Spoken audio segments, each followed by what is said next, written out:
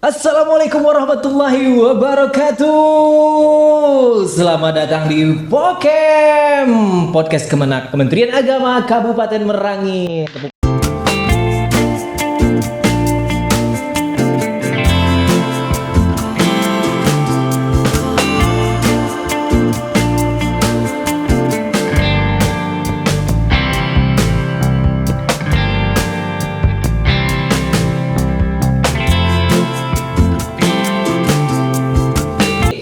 Kalau kita ngomongin sesuatu hal yang dianggap mungkin sangat penting, Anda juga nanti bisa komen ya, terus juga ngasih saran tema apa, ataupun mungkin ngasih saran bintang tamu siapa yang mungkin bisa kita hadirkan di sini, boleh ya.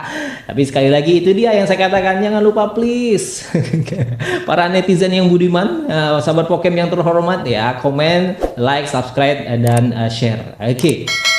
Baik, hari ini terkait kita ngomongin sesuatu yang sudah yang pro. Kalau katakanlah sesuatu orang yang sudah profesional. Kalau ngomongin profesionalisme itu ya, ada sesuatu jenjang ataupun tahap yang sebelum masuk ke jenjang pro ataupun profesional gitu ya, ada sesuatu tahap yang harus dijalani seorang pesepak bola internasional gitu ya, bahasa anak gaul sekarang.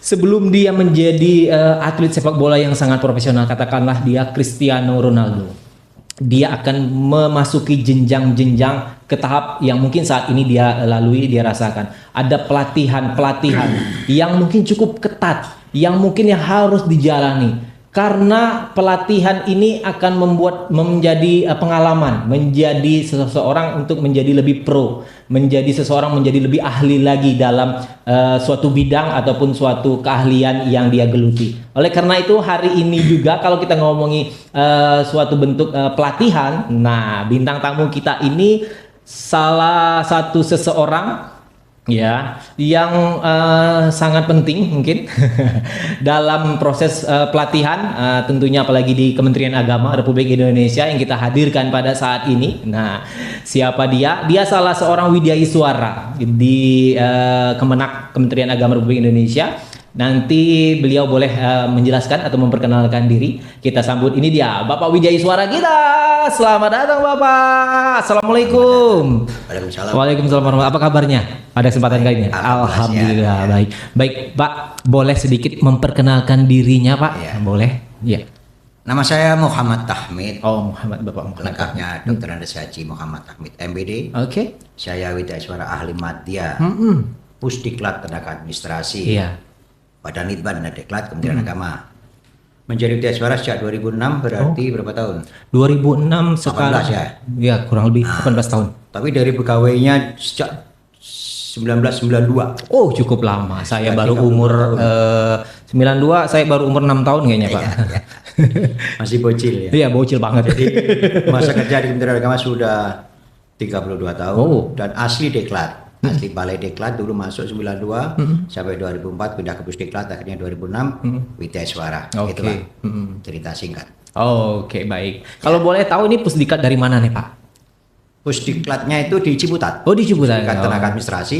Di sana ada 2 Pusdiklat, satunya Pusdiklat Tenaga Teknis Pendidikan dan Keagamaan, satu lagi Pusdiklat Tenaga Administrasi. Dalam naungan Badan Litbang dan Deklat Kementerian Agama. Oke, itu dia Sobat Pokem, para netizen ya. Bapak Tahmid ini merupakan salah satu widyai suara Pak ya, dari Balai Diklat ya. Widyai Suara itu apa? Tahu nggak? Widyai Suara, nah iya, widyai suara itu apa loh?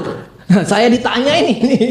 Widyai Suara itu kalau menurut orang awam, kalau menurut saya juga orang awam itu salah satu tim pengajar atau dosen yang mengajar. Tapi nggak tahu nih secara lebih spesifiknya apa itu Widyai Suara. Ya, yang paling gampang Widyai Suara itu seperti dosen. Kalau dosen ngajar mahasiswa, Widyai Suara itu pengajar juga, namun kepada para PNS, ASN pada umumnya, para P3K dan seterusnya. Artinya semacam tim pengajar bagi pelatihan ASN.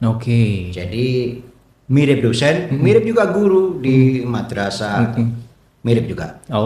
Hanya kepada orang dewasa pada umumnya. Iya. Begitu. Berarti pesertanya lebih spesifik lagi gitu Pak ya. Kalau dosen kan mahasiswa, kalau ini kan memang khusus ASN gitu Pak ya. ASN khusus, tapi juga ada sebagian masyarakat misalnya di Kementerian Agama, masyarakat yang mendukung Kementerian Agama, misalnya para takmir masjid, para pengelola pondok pesantren, itu kan mendukung kerja Kementerian Agama.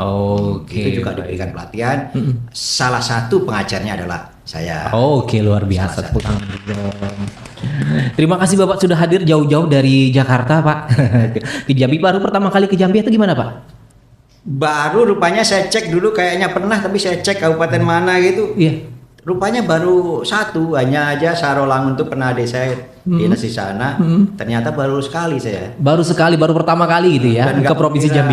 Nggak mengira sekian jauh dari Merangin ke Bandara Jambi itu. Iya, berarti takdir untuk dipertemukan kita hari ini Pak ya. Kira 2-3 jam ternyata jauh Pak ya. Kalau di Jakarta kan ya jauhnya karena macet. Tapi kalau di sini emang jarak tempuhnya cukup jauh gitu Pak ya. Kalau Jakarta kan biasanya jarak tempuh waktu yang lama dikarenakan macet gitu ya. Kalau di sini emang jarak tempuhnya emang cukup jauh. Baik. Pengalaman sedikit boleh cerita kenapa sampai tersesat di Merangin ini Pak? Ya ini sejujurnya saya melaksanakan tugas. Melaksanakan tugas dalam rangka mengunjungi salah seorang koci istilahnya. Jadi saya itu coach disebutnya, yang dibimbing koci. Jadi Widyaswara itu diberikan porsi selain mengajar juga membimbing para peserta pelatihan. Dalam ini PKA ya, pelatihan kepemimpinan administrator. Salah seorang coach saya itu Pak Husaini, kepala Kementerian Agama Kabupaten Merangin. Itu salah seorang coach saya. Maka saya ditugaskan untuk memantau. Ya akhirnya Monef ya. Monitoring dan evaluasi tentang apa? Tentang implementasi atau pelaksanaan aksi perubahan yang beliau bikin. Proyek perubahan membuat makalahnya, buat begini begitu, kita bimbing. Nah, inilah yang dilakukan. Nah, sekarang beliau sedang melakukan itu selama 2 bulan. Nah, untuk memastikan apakah pelaksanaan di lapangan baik dan juga lancar begitu. Nah, kita sebagai Widyaswara minta hadir ke lokasi, namun nggak semuanya, nggak seluruh peserta, namun percontohan saja karena anggaran juga ya. Begitu, memantau. Siap. Tadi saya dengar sedikit bahwasanya ada jadi coaching dari pelatihan PKA gitu. Nanti kita bahas. Tapi sebelum kita bahas ke diklat PKA ini, gitu, boleh dong selama menjadi Widyaswara yang menjadi dosen. Nah, boleh dong sedikit cerita pengalaman menarik, mungkin unik juga Pak, berbagi kita sedikit sharing. Widyaswara bagi saya sangat menarik. Sebelum Widyaswara 2006 itu resmi saya diangkat, saya sudah mengajar juga. Jadi dosen atau gimana? Mengajar juga di beberapa pelatihan, tapi yang sifatnya saya masih pegawai. Belum formal menjadi Widyaswara. Dan juga lama sebelum itu, tahun 90-an saya juga sudah mengajar di Sanawiyah. Sehingga mengajar itu sudah kayak menjadi kebiasaan gitu ya. Karena saya alumni IKIP Malang dulu dan S2-nya di UNJ Jakarta. Itu 2006 resmi formal menjadi Widyaswara, artinya tenaga fungsional, jabat fungsional Widyaswara. Awal-awal tentu kita agak meraba-raba belajar secara serius, mengajar, dan ya senangnya banyak teman. Susahnya itu apa? Saya Widyaswara mengajar para Widyaswara itu agak susah karena jeruk makan jeruk. Ternyata mereka agak bandel gitu ya. Tapi nggak masalah. Widyaswara harus punya ilmu bagaimana mengatasi kelas begitu. Betul. Kadang-kadang memang teman. Betul. Kadang-kadang pesertanya emang kadang-kadang kita nggak bisa seperti apa yang kita mau kadang-kadang Pak ya. Banyak mungkin ya namanya banyak orang, banyak pemikiran, banyak kemauan yang mungkin kita tidak bisa prediksi ya. Ada yang mungkin bisa nurut gitu ya apa yang kita mau, mungkin ada juga. Selama ini terkendali. Alhamdulillah gitu Pak ya. Karena kita bagaimana metodologi menguasai kelas, bagaimana kita menyampaikan dengan menarik, bagaimana agar peserta tidak liar begitu, itu ada ilmunya. Tidak selalu monoton seperti apa gitu ya. Kadang-kadang kita dalam kelas juga kan Pak, apalagi seharian kalau di kelas itu ya sifat boring, terus juga sifat yang mungkin lelah, capek, membuat peserta mungkin butuh ice breaking mungkin Pak ya, kadang-kadang di sela-sela kita proses Widyaswara gitu Pak ya. Widyaswara harus jeli harus pintar dan jeli melihat suasana, sehingga kita memanage situasi yang ada kondusif lah. Betul, membangun situasi yang kondusif yang terus juga peserta itu tetap fokus terhadap apa yang kita berikan materi itu, Pak ya. Dan itu terkait juga jam terbang juga. Oh, ininya pengalaman lagi gitu, Pak ya. Semakin banyak kita pengalaman, ya itu dia. Banyak share ilmu, banyak segala macam, kita bisa menemui orang-orang yang mungkin menjadikan kita pembelajaran lebih baik lagi. Oke, baik. Tadi di awal ada selentingan bahwasanya Bapak hadir ke sini salah satu program dari Project Diklat ini pelatihan kepemimpinan administrator. Ya. Nah, apa itu? Atau yang kita sebut PKA. Apa itu PKA sih, Pak? PKA itu singkatan dari pelatihan Ya. kepemimpinan administrator. Iya. Administrator. Dulu disebut Diklat PIM 3. Oh, oke. Pendidikan dan pelatihan kepemimpinan tingkat 3. Tingkat 3 itu untuk para eselon 3, yakni kepala kepenak, para kabid, para kasubdit, dan lain-lain. Itu eselonnya 3. Namun dengan bergesernya peraturan-peraturan, eselon 3 itu dihapus, sehingga sekarang disebutnya administrator. Maka pelatihannya namanya menyesuaikan, pelatihan kepemimpinan administrator, disingkat PKA.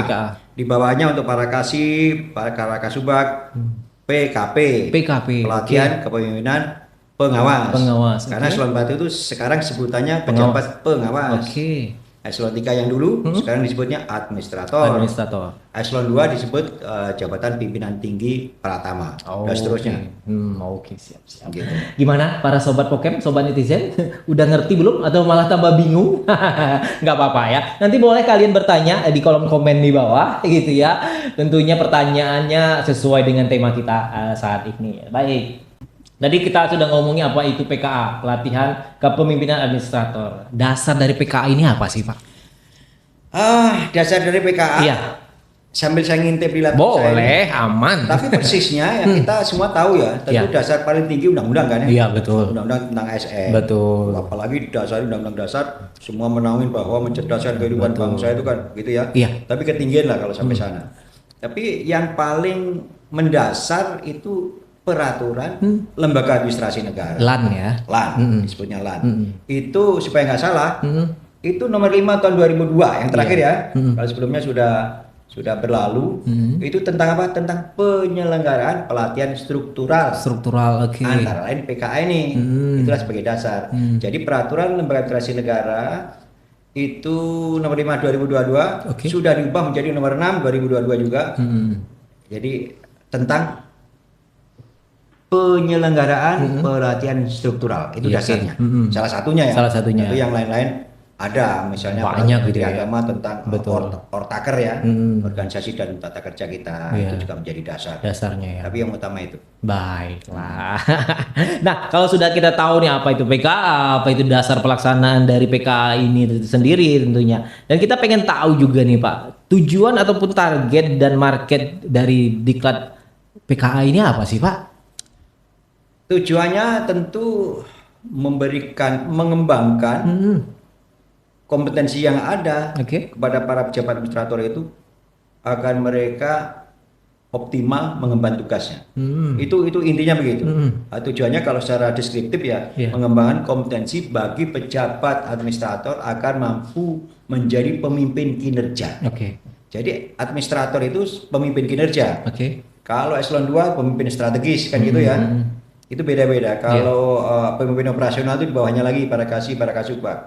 Jadi mengembangkan kompetensi yang ada agar secara optimal mampu melaksanakan kepemimpinan kinerja di tempat kerjanya masing-masing. Gitu. Dan pada tujuannya memang untuk memberikan pelayanan yang terbaik gitu Pak ya. Pelayanan terbaik dan ini memang khusus untuk para pejabat yang dulu sebutannya eselon 3 itu.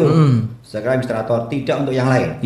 Tapi ya dibolehkan di beberapa tempat, ada juga pejabat fungsional yang diikutkan PKA, tergantung kebijakan lembaga pelatihan masing-masing, dan unit kerja kementerian masing-masing.